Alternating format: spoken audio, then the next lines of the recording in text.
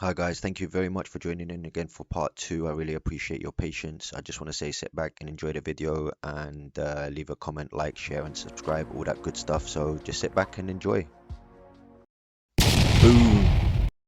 I've got plenty of things going on. Where do you turn in situations where there's nobody around? You turn to yourself. You turn to yourself and you ask yourself the questions as to why. Every time you feel pain, every time someone does something to you, why you feel this significant amount of pain, or you feel this significant amount of negative emotion regarding yourself and regarding other people. Give yourself time to think and give yourself an opportunity to understand. Then you can start breaking it down in order for you to make decisions about what route you're going to take. And the route that you take next is going to be incredibly important. How you go about it is going to be incredibly important, because this decision is going to be hard. It's going to rip a lot of things from you. You're going to have to make a lot of sacrifices. And you're going to have to be independent with your emotions, with your goals, with your achievements. You have to become self-sufficient. There are so many ways to do it. But if revenge is the one thing you want, then learn to forgive first. If you want to be a leader, then make sure that you lead by example. If you want to be a follower, then make sure that you hold your leader accountable and you support. There always has to be a question as to what is taking place and why it's taking place. People are going to write you off. You're going to feel pain. You're going to feel suffering. You're going to feel anger. I know that it's going to be incredibly difficult and it's a very lonely journey sometimes, but know that there are people out there that do care for you.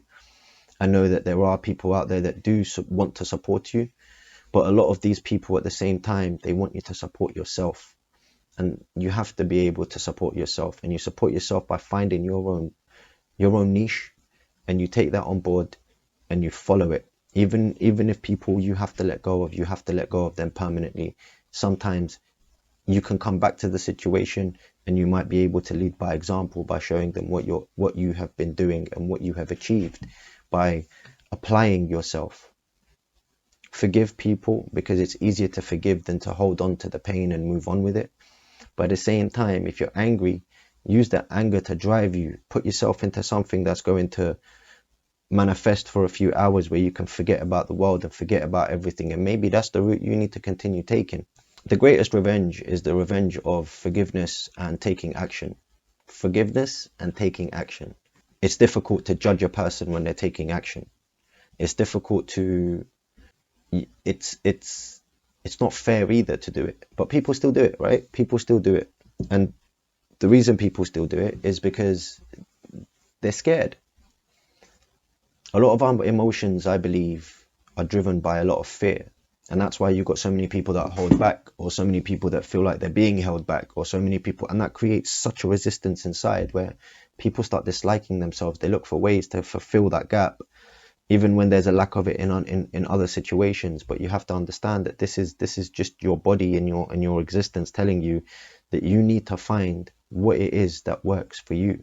And then you will learn to accept situations as they come along, and you will learn to forgive as you go along, because you realize it's just easier to drop it and move on. It's just too much weight to hold back. And that will help you continue that journey and manifest better things, because you're looking to improve, you're looking to develop. And if you're looking to manifest in a negative way, you will manifest in a negative way.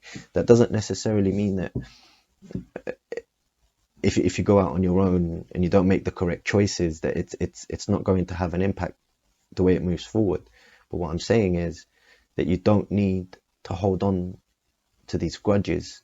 We don't need to hold on to these grudges. If we just let them go, bring our ego down a few steps, understand that sometimes it's not personal, even if it is, just step away if we have to for a little bit. Nothing is ever permanent. Even if people that your relationship is broken at the moment, just step away for it for a while and then come back to it when the emotions are a lot more calmer. It'll get you to see it from a completely different perspective, because you're looking at it from a wider point of view now. And when you're further back, your perspective completely widens, just like the field of a camera view. You know, it's the further you step back, the more you're going to be able to see. This is the same thing. You're going to be able to calibrate your mind up here in order for you to make the correct choices that are going to get you to your goal. But you have to learn to forgive, and you have to learn to take action upon your forgiveness, even if people have wronged you. As much as there is pain, this pain is just the lead up to greater things for yourself.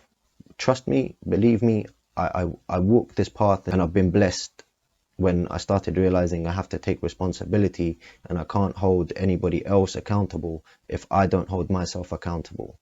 And when I have held myself accountable, and when I have been in situations where I've been the perpetrator, I know for a fact that I've done everything in my power to make sure that I make it up to that person.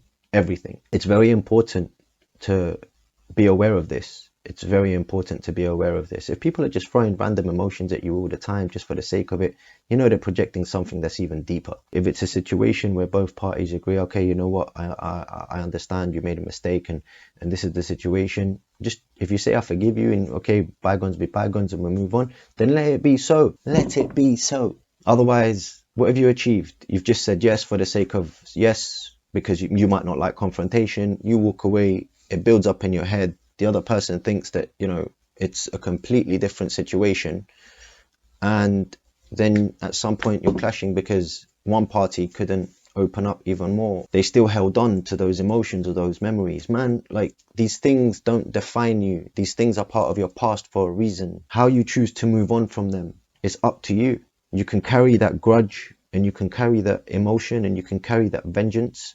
But believe me, if you get to it in that way with feeling like it's not fulfilling, it's just about proving a point because your ego was hurt, you will look back at this in a few years' time and say, I might have a little bit of regret. The best thing to do, one of the first things that you can do is, I'm going to give you the 3 tips now. I'm just going to shoot straight into it. So the first thing is to step away from it completely. If you know it's causing you too much pain and it's causing you too much aggro and it's causing you too many setbacks, and you feel like you're not progressing because of this, you need to step away and look at it from a different perspective. You will realize which parts of the puzzles need to be completed. If you look at the problem from a close-up all the time, this isn't really much to see, is it, if this is in your face? But when we open it up a little bit more, we can see the problem in its entirety.